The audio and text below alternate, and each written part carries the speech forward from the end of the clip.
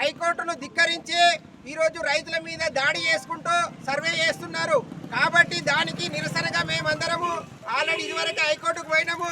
ఇప్పుడు వాళ్ళ మీద 100% గా మొత్తము పత్రికా విలేకరి ముందట అందరి ముందట సాక్ష్యంగా చెప్తున్నాము.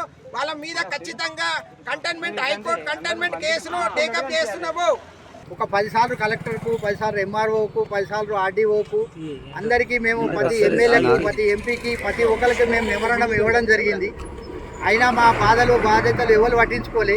కొన్ని రోజులు కొత్త ప్రభాకర్ రెడ్డి గారు నేను ఇది చేస్తా అది చేస్తా అని చెప్పేసి ఈరోజు మమ్మలను నిస్సాయంగా స్థితిలోకి దోసేసి ఈరోజు ఆల్రెడీ గవర్నమెంట్ యంత్రాంగం అంతటా దించి జబర్దస్తిగా మమ్మల్ని వాడు సర్వే అడ్డుకుంటే పోలీస్ కేసులు పెడతాము, జైల్లో వేస్తామని బెదిరించి ఆర్టీఓ గారు, స్థానిక ఎమ్మెల్యే, స్థానిక ఎంఆర్ఓ వీళ్ళందరూ కలిసి మా మీద ఇట్లా ద్రవ్యాన్యం చేసి మొండిగా సర్వే చేస్తున్నారు. ఇంకొక విషయం ఏంటంటే ఆల్రెడీ హైకోర్టులో కేసు ఉంది మాది.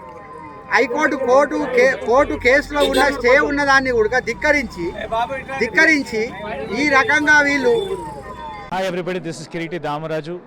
Like, share and subscribe to Saira TV.